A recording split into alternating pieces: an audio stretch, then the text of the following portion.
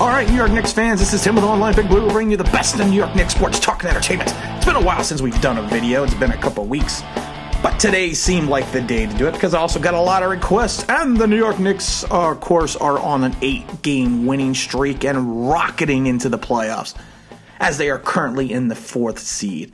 That Atlanta game, man, that Atlanta game is just the dichotomy, the epitome of a New York Knicks team, of this New York Knicks team. You're down at the half, you come back, a game that we would have lost 2 years ago or even last year, we beat the Atlanta Hawks 137-127, and we're currently in the 4th seed in the Eastern standings. Great team, great streak. Not a great team, good team, excellent team, well-built team. Team that understands the role that they play, and I keep saying that word, and I hope people pick up on it soon. It's the word team. This is a team. Night in and night out, it's an effort. It's an effort from different players at different times. When someone's not having their best game, someone else steps up. It's not just totally the reliance of Julius Randle. Don't get me wrong, without Randle, we would not be where we are, especially with his 40 points and 11 rebounds and 6 assists last night. He absolutely dominated at one point. So he also hit, 12 for 13 for his free throws. And he connected 6 from 8 from downtown. Then you got Reggie stepping up with 18. RJ with 16. Derrick Rose, again, off the bench with 20. Quickly with 20. It's just like one guy after another steps up. And that's what we want. You have a point guard by committee in some regards between Peyton, Quickly, and Rose, which I am fine with. I've said this in multitudes of videos before. This Knicks team is and was a quality point guard away from being an NBA playoff team. They went out and made the trade for Rose. They held off at the deadline making a typical Knick trade, what it used to be in the years where they would go out and get like Steve Francis or Stephon Marbury to bring them that all-star. They stuck with this roster of young guys. Even when guys aren't committing or scoring, you got players even like Obi Toppin. I believe he only had 2 points last night, but he also had 6 rebounds and an assist. Everyone's contributing in different ways. And that's how you build a winning organization. You look across the way at the Nets. And I always say across the way because you know what? To me, Brooklyn's not New York. You know what New York is? New York is New York. Kevin Durant and them said, well, we want to go to New York. You didn't go to New York. You went to Brooklyn. You took the wuss way out. You took the wuss train to Brooklyn. Well, you know what? I hope you enjoy your time in Brooklyn. I didn't want him. I didn't want Irving. I didn't want Harden. I want a young team that's fun to watch, that steps up and plays the way they do and understands their roles. And Coach Tibbs was the perfect coach for this team. Currently, the Knicks are sitting a half a game above Atlanta, 1 game above Boston in the playoffs. You know, there's reason to believe that if they continue to play like this, they could even push up to where Milwaukee is. Make a run for their spot when they're currently 3.5 games above the Knicks. It's a possibility. I'm not saying it's going to happen. The Knicks are pretty much guaranteed with the play-in. The Knicks are pretty much guaranteed a playoff spot with 12 games left. Now, I'm not going to sit here and tell you that the rest of their schedule is simple. They have some good games they should win at home, but then they got a tough West Coast swing. You know, we got to play the Suns, the Rockets, the Nuggets, the Clippers, the Spurs, the Lakers. So I mean, you know, it's a pretty killer 6-game West Coast trip. If we can go 3-3 or 2-4 on that trip, I'd be happy. But then we have winnable games at home. I think we should beat the Raptors, the Bulls. You know, we have a game against the Grizzlies in Memphis. I think we could take them. We got the Spurs. I should rephrase that. I'm sorry, we have the Spurs at home. Then we also have the Celtics at home back on May 16th. But we do have the Nuggets, the Rockets. You know, we also have a game against the Hornets coming up. I think we should be able to take the Hornets. That's in May 15th. And we should be the Lakers are May 11th in LA. We have the Suns on May 7th. We got the Grizzlies on the 3rd. That's my birthday. Happy birthday to me. This team is built the right way. It's constructed the right way.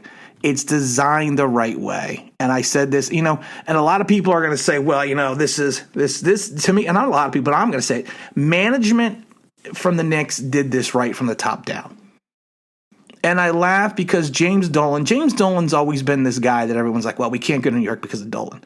Can't go to New York because of Dolan. Dolan's pretty much been out of this since Phil Jackson. You hear him creep up now and then, but he's pretty much stepped away, besides some of the stupidity with Oakley and some other players and things. But he's pretty much stepped away from the day-to-day operations and getting, in the team's face. He pretty much has. So you got to give him credit for that, for letting the team that he picked run the organization and run it properly. And who would have thought that R.J. Barrett would be I like to call him now the corner assassin, because you drop him in that corner with the three, he's been money. I predicted that RJ would turn around his outside shooting a couple of videos ago, but not like this. I mean, yeah, he's still going to have his moments where he had a bad game. He had a bad game yesterday, but he still contributed. But he was on a stretch there, man, where he was like I said, you put him in the corner, he's money. He's money in the corner three. And then, I mean, when they signed Bullock last year, and of course he was coming off the injury, I didn't know what to expect. But in year two, I didn't expect this. Another guy that steps up. Same with Burks, and of course Burks is on the COVID protocol, so we're not 100% sure what's going on with them. And I know Peyton gets a lot of crap, but Peyton, and I have said this, you can go back and watch my videos. Peyton is a professional NBA point guard. He is a facilitator. He does not attack the basket like he should, but he's a facilitator, and he is a guy that can run a team and he can play wing defense. And that's what you need. Is he an all-star? No. Is he more than an above-average point guard? No. But right now, he can help suffice, move, and facilitate. A lot of times, if you watch, when he's not in the game, and Quickly's not having a good night, and Rose is not going to have a good night, the offense just kind of falters. It's not till he's back in the game does it pick up. And like I said, we got to give a big shout out to Derrick Rose. In 24 games, he's averaging 13 points, almost 4 assists. I laugh because, of course, Randall leads the team with 6 assists in 23 and almost 24 points, 10.5 rebounds.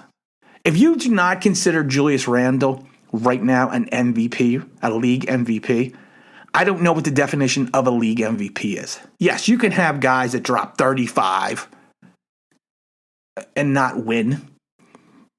You can have guys that are superstars that sit there and talk a good game, and then when the game's on the line, they missed a shot.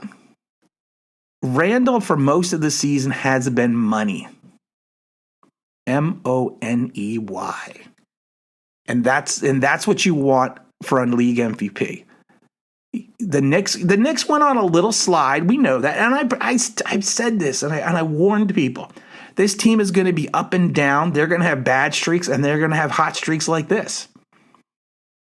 If the Knicks dropped a couple games in the next couple weeks, I wouldn't be surprised, because they are this. They are a young team. But they are a young playoff team. And that's what we need to focus on. That's what we need to enjoy. Listen, I've been a Knicks fan since the late 70s. I just missed the last championship. Or I should rephrase it. I just missed remembering the last championship because I was young.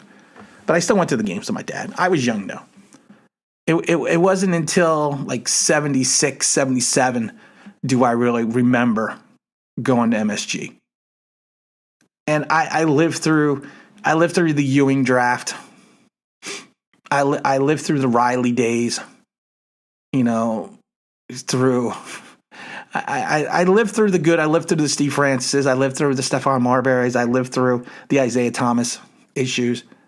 I've watched a team climb the pinnacle and drop down to not climb the pinnacle, because Charles Smith is still trying to get that layup in. John Starks is still trying not to miss all those shots.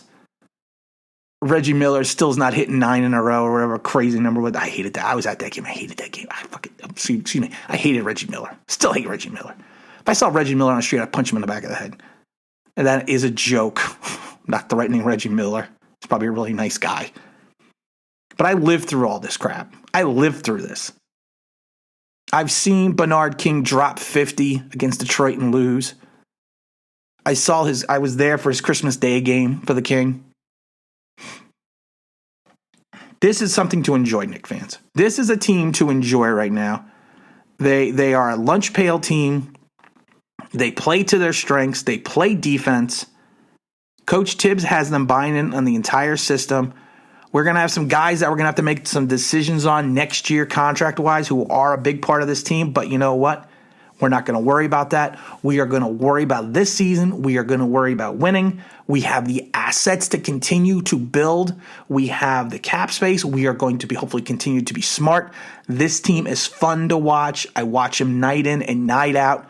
They are just it's just Julius Randle, man. If we don't give Julius Randle an extension, there's something seriously wrong with us. And I think he's the kind of guy that understands being in New York. Amari Stoudemire understood that.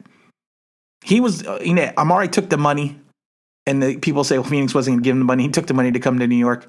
But I remember the picture in the New York Post of him standing outside of MSG with his arms widespread, basically saying, we're back. The Knicks are back. And right now, these Knicks are back. And again, this is Tim with Online Big Blue, bringing you the best of New York Knicks sports talk and entertainment. And as always, if you can if you subscribe, if you're in that bell, you know what that means, that'd be awesome.